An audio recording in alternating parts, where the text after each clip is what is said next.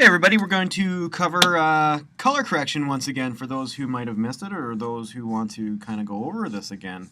I have a folder on my desktop called color correction. This stuff is on the server if you need it. It's under my folder. And also in a folder called tutorials under my folder actually. So the one I put on my desktop has two pieces of footage on it, in it. We're going to look at those two. Those were the examples we used in class. So I'm going to set up a new project to use that folder. So I'm going to browse to it first. There's my desktop, color correction. I'm going to use the root of that folder. And I'm just going to call it color correction. And we're not going to use these sequence settings as per usual. We're just going to cancel out of that. And we're going to make a new sequence based on the size of the footage that we're bringing in. So as soon as Premiere starts up here, we'll be ready to go. There we go. So we're going to import those two pieces of video from our footage folder. There they are there. And we're going to import them.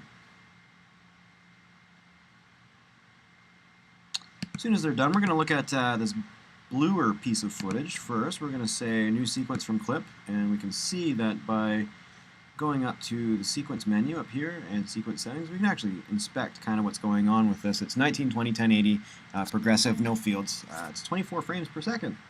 24 frames per second. So there we go. Let's have a look at this. Right out of the gate, it doesn't look too bad. It's a little too blue.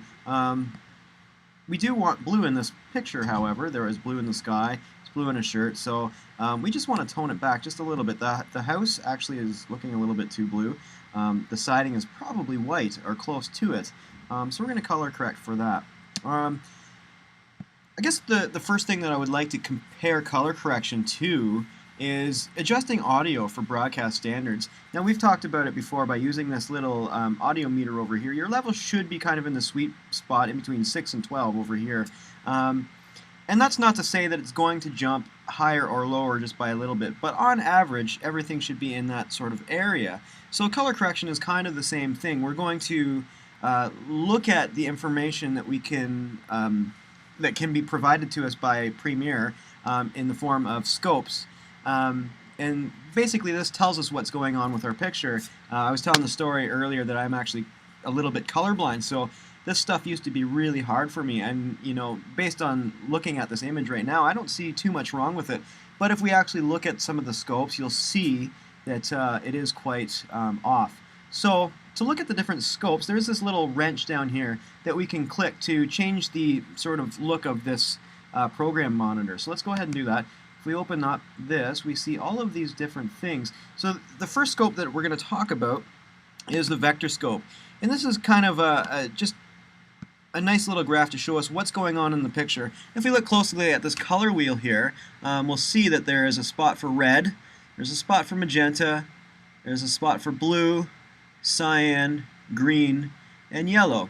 So basically looking at this and keeping in mind that the center point are basically just white and neutral, if we look at where these colors are going, or where this green stuff is going, it's going into the blue and cyan area. And the other thing is too, if this green was to travel further on, closer to the edge of the circle, that's basically your saturation. So there's a bit of blue, it's not spilling too much, but that's basically what the vector scope shows us. The next thing that we're going to look at is the YC waveform. This is basically controlling the whites and blacks of the picture. So it's basically just like the audio thing. We want this to kind of be in a sweet spot. The top of the graph here, from like 90 to 100, is your whites. You want the top level of this graph to be kind of in that area, or closer to it than it is now. And you want the blacks to be around +7. So there's a little dotted line above the 0, and you can see that right there. And we want, on average, our blacks to be kind of in that area. So we have a little bit of work to do, as we can see. And if we go back to the vector scope, what I was talking about, it being kind of in the blue area, we want to neutralize this a little bit. We want to get this thing kind of more well-rounded out. So we're going to add some yellow, which is on the opposite side of the color spectrum here, to kind of neutralize this blue that's happening. Okay, and so the next scope that I want to talk about is the RGB parade. Now the RGB Parade kind of takes into consideration highlights and shadows and midtones, all the while showing you kind of the color between red, green, and blue. So we do want to average this graph out as well. With the highlights, we want the red, green, and blue to be up in this kind of 90 area. And at the bottom, in the shadows, we also want this to even out. Same thing goes for the midtones as well, and we're going to have a look at that in a minute.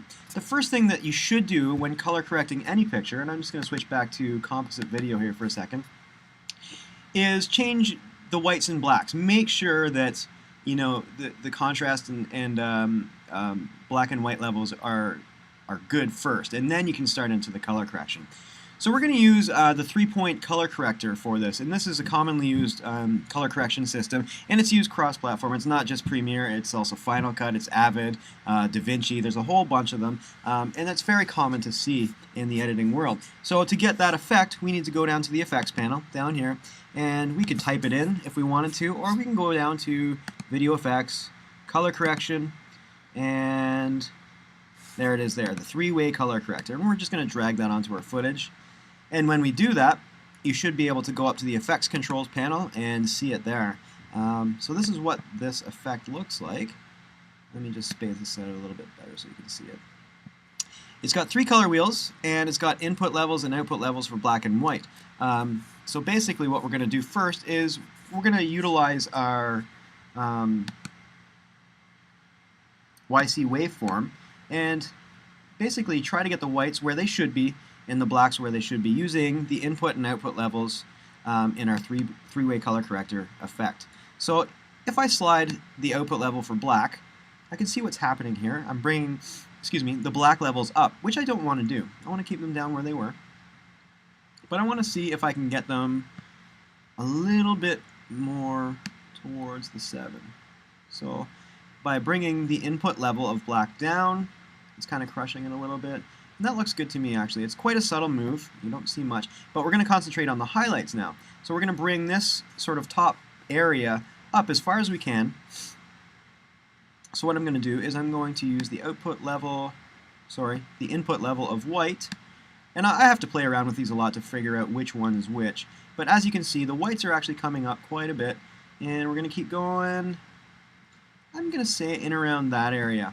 Okay, so I'm going to switch back to my composite video and just kind of compare what's going on here. So I've kind of did my white and black correction here, and I've only been looking at the scope. So let's go look at the composite video just to make sure everything looks good. So this is the black and white corrected, and we can turn this little effect toggle on and off to see. So this is the original, and this is the corrected. So if I go back to my YC waveform, I'm actually going to bring down this white a little bit more and see if I can raise the white levels. And remember, this is kind of an average thing, so we're getting close to being in this general area of the 90 mark, so I think that should be good actually. So I'm going to switch back to composite video and just check one more time by toggling the effect on and off. So that's before, that's after. We're looking a little bit better. So now we're going to start on color, and to do that, we're going to go to RGB Parade, and we're going to do one thing.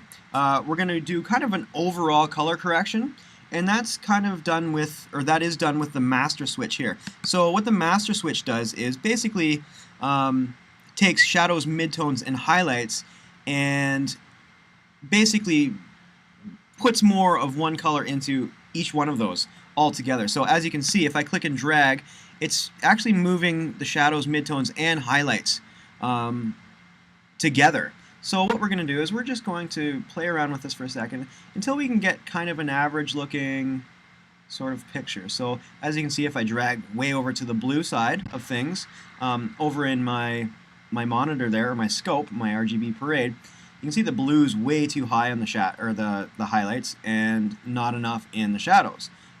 So what I'm going to do is I'm going to bring this back towards the yellows, and I'm just going to concentrate on the shadows for now, and that looks good for now. So what the master does is, if I uncheck it, it looks like they go away, but you'll notice that the scope hasn't changed because the master stuff is actually saved in the background. So if I click it again, it's still there. But now what I can do is, if I uncheck it, is I can go into the shadows, midtones, and highlights and actually average out what I need as far as the shadows, midtones, and highlights. So let's look at the shadows here for a second, the dark area of this scope, or RGB parade. We need to bring down the reds a little bit, bring up the blues a little bit, and the greens should be okay where they are. So what I'm going to do is I'm going to take the shadows dial, and I'm going to just play around with it until we get something that looks a little bit better.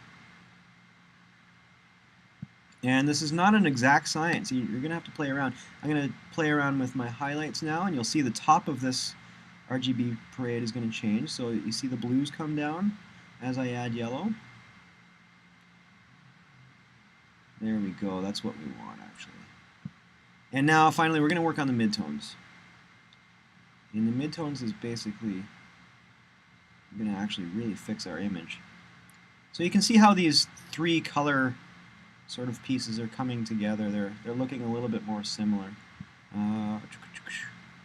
Some highlights. We need some more red. Actually, that's fine the way it is. Okay, so this looks good to me. It's way more average than it was. If I toggle this off when I'm actually on the RGB parade, you can see what it was before. This is after, so a lot more averaged out. So let's go back to our composite video. And this is the final sort of color corrected version, and it looks a lot better. It's basically neutralized, so it looks the way our eyes should see it, more so. So there is a difference between color correction and color grading. When you're color grading, that's done after this step that we just did. This is to basically neutralize and make everything look normal again. After this step, we can go then in and kind of give it a look and feel that we want. Maybe we do want this footage to be really blue, really dark. We can give it a different color tonal range, whatever we want to do to kind of affect your mood. You're more so worried about color grading when you're doing things like film or documentary, but with this exercise, you're basically bringing it to a broadcast standard. So you're legalizing it for broadcast, essentially. So same thing as audio. You wouldn't bring, you know, your story to air on live broadcast if the audio was like negative 30 decibels, right? So you want to average everything out that way. You know, everything looks good. Okay, so I'm going to toggle this on and off one more time. So that's before. Darker, a lot more blue. I'm going to turn this on. It's lighter, and the whites look like they should. Okay, so that's it for color correction. That's a really quick and brief tutorial on it. If you have any questions, please come see me.